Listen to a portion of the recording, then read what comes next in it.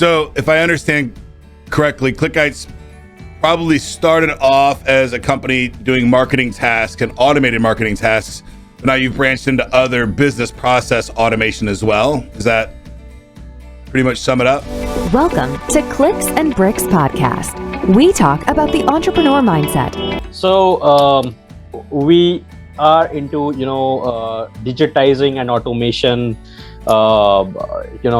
process. So we are basically a digital marketing service provider as well as automation company. So we have different solutions. We provide services in order to make the task easier for the businessmen, so that they can scale up their business pretty easily and quickly with the help of right technology in place, with the help of right solution in place. And that is pretty much about it. Okay, so absolutely. You talk about automating business process. Is that like maybe automating an accounts receivable or an accounts payable process as well as a marketing process? Yeah, so we are more onto the marketing side. Right. We, being the digital marketeers, like me and Utkarsh both have a good digital marketing experience.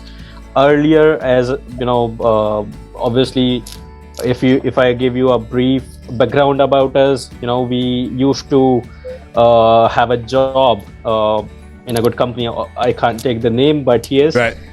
We both of us were doing marketing there, and being marketeer, it actually gives you a lot of opportunities to understand what actually businesses are suffering with, in order to grow their business, in order to scale their business. And we did a good research. We dig deeper, and we found that almost 80 or 90% of the businesses, they are just failing because of the right guidance into the marketing and automation. Absolutely. And obviously, right. Marketing is a really hard one for clients. So when you started the marketing and audit, obviously, do you guys have a tech background? Is that why you're so deep in the automation? Yeah, so both of us, not me, but Utkarsh has some tech background. Okay. I have more kind of sales and marketing background.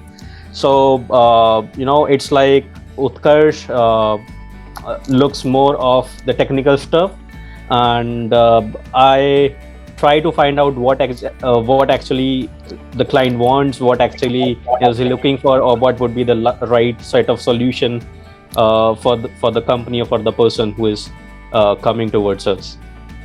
Okay, so I'm going to dumb things down here a little bit. Isn't marketing just like buying billboards or buying some Facebook ads? Why is that? What makes it so hard today to create a marketing campaign and get it out that actually is profitable? Right. So most of the companies, or you can say the startups today, they are just focused on building of the brands, and not getting enough number of leads or potential customers, and they're just draining a lot of money into the marketing. Right. The problem is that they are actually lagging. They're not having the right set of funnel, because not just getting leads is enough, but the conversion of the leads is actually something which actually brings the revenue in the company. And people spend let's say thousands of bucks into marketing, but end of the day, when the leads are not converting, it becomes quite frustrating for them, that right. I'm unable to manage my leads, I'm unable to cope up with multiple customers, their sales team is struggling with conversion of the customers and stuff like that. So we just try to pump up into the process. We try to redefine or rebuild their sales funnel, and we try to make sure that whatever are the best marketing practices, be it for many of the B2B businesses, we have some good solutions for I mean, those are not ours, but we suggest some third-party, automation tools for LinkedIn and other sources for Right. maybe Twitter. And we sort of try to suggest them about the same, so that they are actually profitable and they're not just spending like crazy in the marketing. They're more focused on on maybe the things which could be done on automation. They are already being done, and the rest is maybe a small touch based call, or at the very end they are just pretty much easily convertible leads which they get. Right. But all we can conclude in a single word is a strategy, right? So we can follow a strategy. We help them to create the strategy. Right. I think it's really interesting. I talked to a lot of different marketing companies and a lot of different companies that do their own marketing, outsource every different scenario. And I've always brought it back to an engineering or a manufacturing process of like a Kanban board, right? Each step, and then whenever, here's the calls that I have to make today, here's the emails that I have to send out today, right? It's a process that you go through. I developed something called 13 and 30, right? You get a lead, you contact them 13 times in their first 30 days. Why is it so important to automate these processes?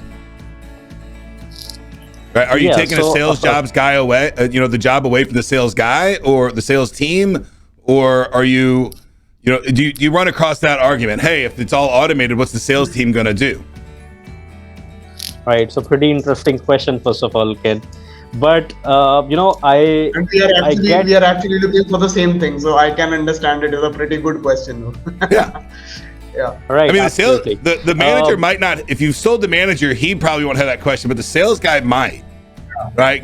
Especially one that's perceived to be a high level salesperson, right? I'm already selling good, stay away from me. But management knows I've got one guy that sells good, 10 guys that can't close for crap. I've got a problem, I need to solve it. But I've got this outliner out here that's like, no, you can't change the way I do it because he's doing it in some magical way. Right. So I'll explain you with the help of an example. So generally what happens is, if you talk about, I'm just taking an example for B2B, processes. So for a B2B, prospect, or maybe for the generation of the lead, there are 3 to 4 different ways. Number one, you can generate lead through LinkedIn. You can just, try to send the connection request to the person. He will, once he gets connected, you try to pitch him your product or service. And sometimes it's also, quite frustrating for the person that he's not getting a single reply out of the 10 to 15 cold pitches that he sent. Right. Even it's quite frustrating for the person who is on the other side, that hey, I'm not here for being sold, and absolutely. So that is the kind of feeling that person has. And the other way, of course, is the cold email. The third way is the cold call, but of course you need to have the right set of numbers as well. And nobody actually loves to share his personal number, with, of course, the sales guy. Right. So in this whole process, what happens is the salesperson, he's trying to put in the effort. He's trying to put in a lot of his energy, a time in, following up with cold emails, following up on LinkedIn, following up through cold call. So our job, as a marketer, is not to take up their jobs, but we try to, define the process. We try to refine the, the leads which are actually convertible, so that sales team can do their job and not the lead generation. Because, these days we have mixed up the lead generation with the sales, which is, of course, the two different things. So lead generation actually, and if you have to fill up the top of your funnel, you gotta have a good lead gen team. And companies spend like crazy in that, in filling up the top of their funnel. So what we try to do is we try to make things simpler for them, so that end of the day, if they're hiring a person, they're more focused on delivering what they have promised to the customers, and the sales process becomes smooth, because now the leads that they have, it's the very much refined lead, what I just said. Right. And this actually is a big positive for the sales guy himself, because he's more comfortable in converting that lead, because that lead is already educated. The lead is warm, and Right. it's not like a cold lead that you are approaching in, and that becomes pretty much easier for the sales guy as well. Yeah, I think I find a lot of time people think that there's two steps to a funnel: top of funnel and bottom of funnel. Like, oh, I get the lead and I got to sell them immediately. And I think that's Right. that's a big fallacy. And there's a lot of nurturing done, and a good Absolutely. marketing plan There has to be prepares a the good client for follow-up the plan. sale, right? Like, it nurtures that client, and then the client's ready to buy, and that's when they're talking to the salesperson. Salesperson at that point should like be an order taker, in my mind. If the marketing was done properly, if you're doing hard sales on the phone still in 2022, I feel really sorry for you. You're selling extended home warranties or extended car warranties, and that's not a good lifestyle for me, at least. I know a lot of people live a great life doing those things, but I don't like those hard sales calls. It's takes a toll on the human psyche, right?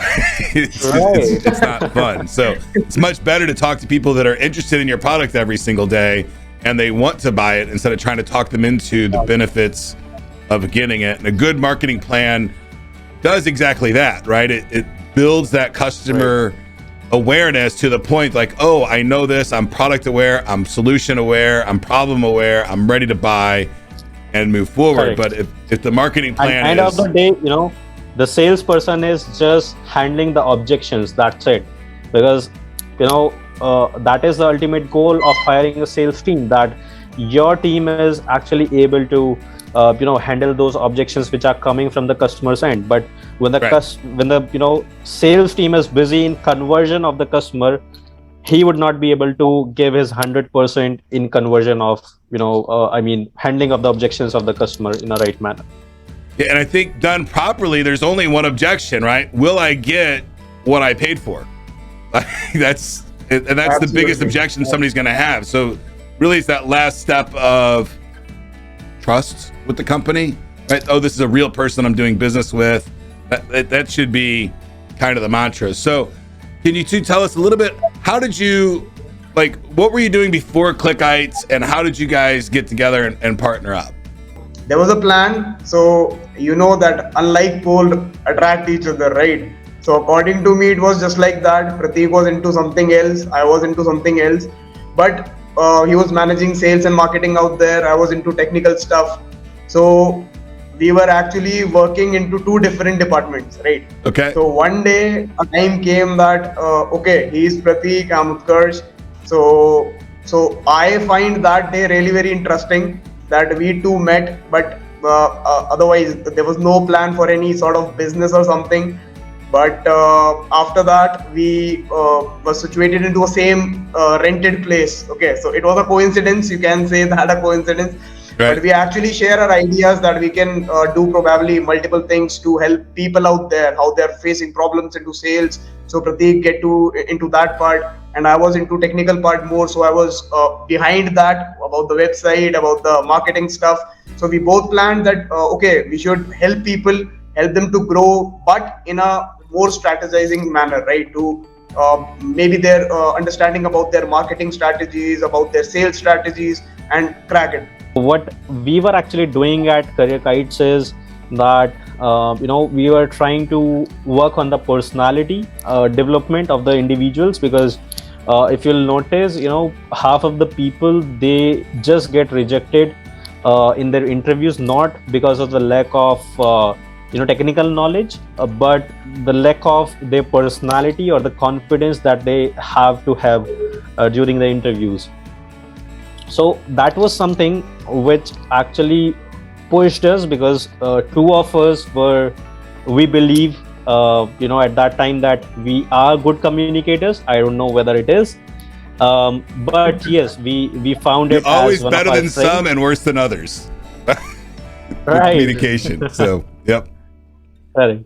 So, of course, we just found that, okay, two of us can actually help people in getting upskilled in communication and their personality development. So then we started Career Kites, and we didn't know, how we have to drive the customers. I mean, we had the marketing background, like me. I was having marketing background. Utkarsh knew how to build a website, but we didn't have a good plan. And eventually we noticed that the similar problem was with our students as well. So the idea actually was that, okay, we are already on a product side, which is, the course which we are actually giving to the students is a product which is teaching them about how to improve, how to develop. But if we add a flavor of practical experience with them, that would be something which would be more valuable to them. And that's how we actually, people saw a progress at Career Kites. They found our marketing good, and they themselves sort of approached us for serving them and for providing them a better marketing plan for themselves. And it just came out of nowhere, because we were actually completely focused on Career Kites earlier.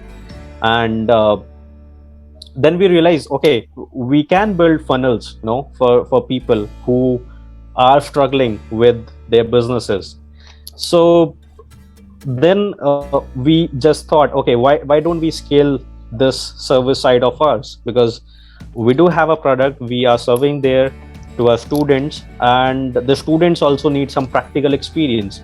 So the idea was that today also, many of our interns, the people who are interning with us, they come from Career Kites itself.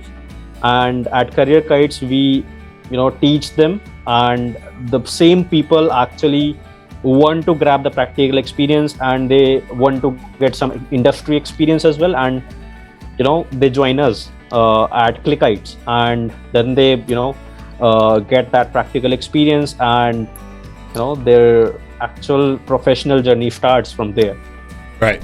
So you bring on interns to Clickites and then train them up and then place them through your placement company as well. Absolutely. I think that's a fantastic synergy you guys found and able to pull that off. It's common for people that are here on a work visa from India or other places that sometimes they get a house to rent together. Like you were saying, you guys ended up roommating together. Can you tell us a little bit about that experience and how important it is? I find when you put, 4 or 5 young people together in a room for long periods of time, lots of creativity stuff happens. Can you tell us a little bit about that experience and why that was, was it a pivotal point in this business? And if it was, how important was that kind of situation that you were set up in to have this company be born? It was really a very a period where we just thought, why are we actually here? We should be at some better place, and that's true. Like the people who come on work visas in US, they have a real hard life in the very beginning, but we never took it that way, because we took it as an opportunity in the very beginning, that okay, at least we are getting something to learn here.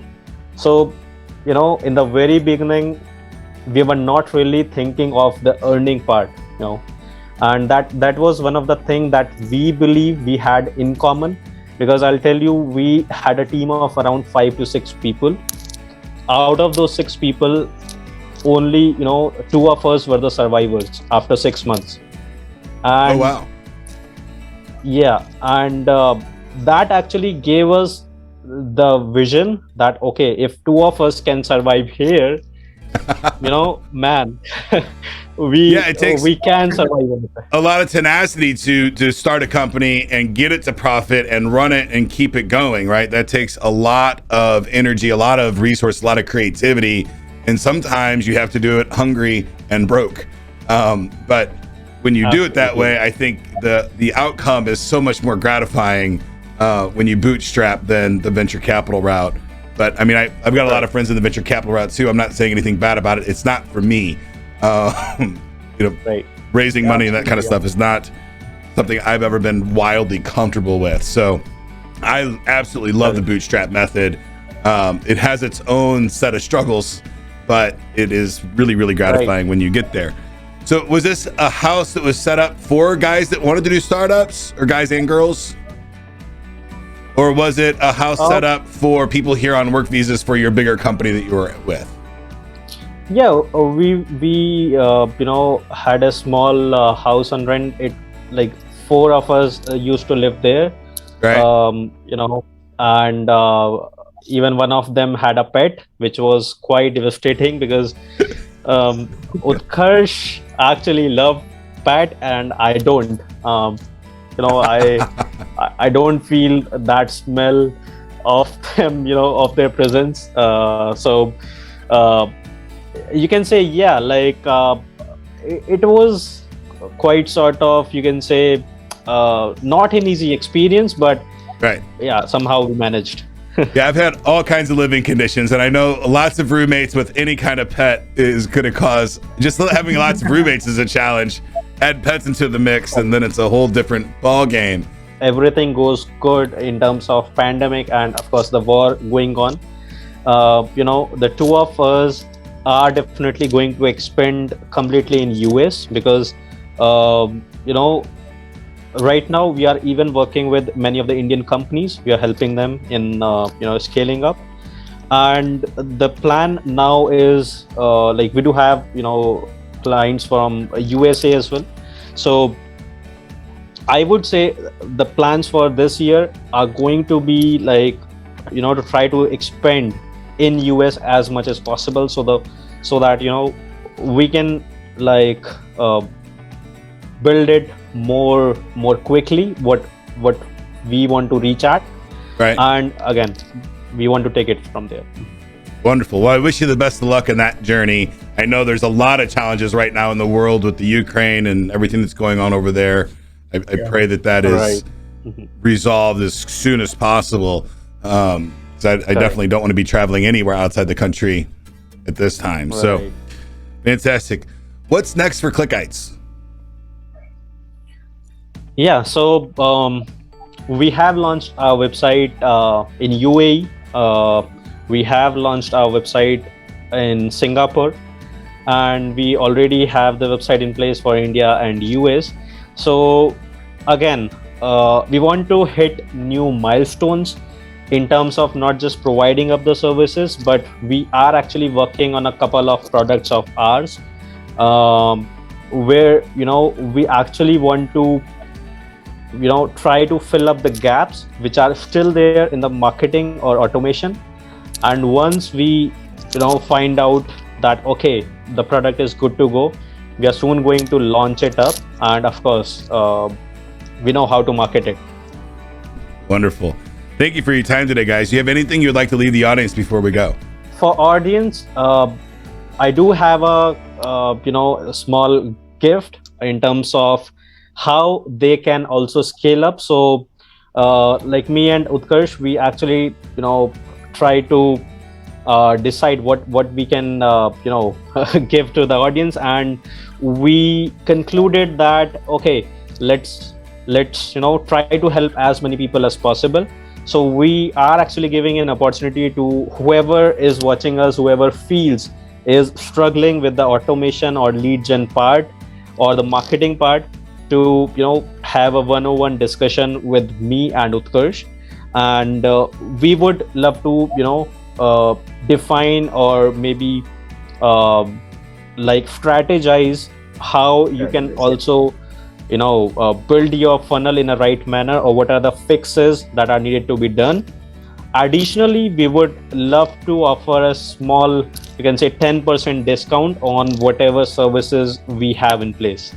So that is a small, you can say, offer I want to drop. Well, okay. So if somebody's got a funnel set up today and they're struggling with it, they're falling out, they're not getting conversions at any step along that, if it's awareness or follow up or upcharge or rebuy or any of those things, You can help them diagnose that. If they have a funnel set up that today is profitable, can you help them get more leverage out of it as well? Absolutely. Yeah. Absolutely. So we are working both on the correction and the scalability. Right. Okay. So any step along the way. So that's automating phone calls, automating the email follow-up, automating text messages, automating that, find the lead out there in the world, get them into the funnel, and then follow up with them throughout that process to make sure that they're properly nurtured. Right? It's a very, very important step. And if you don't have something like that in place today, folks, you got to get something, right? So get a hold of Clickites and they can help you figure those things out, right? And it is challenging. There's a lot of different technologies out there to deal with, and do you play with Salesforce, or are you an alternative to Salesforce?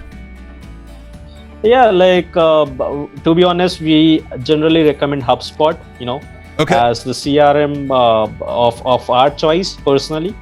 There are multiple reasons, because of the integrations, because of the resources or the availability of multiple tools, or the integration of them with HubSpot.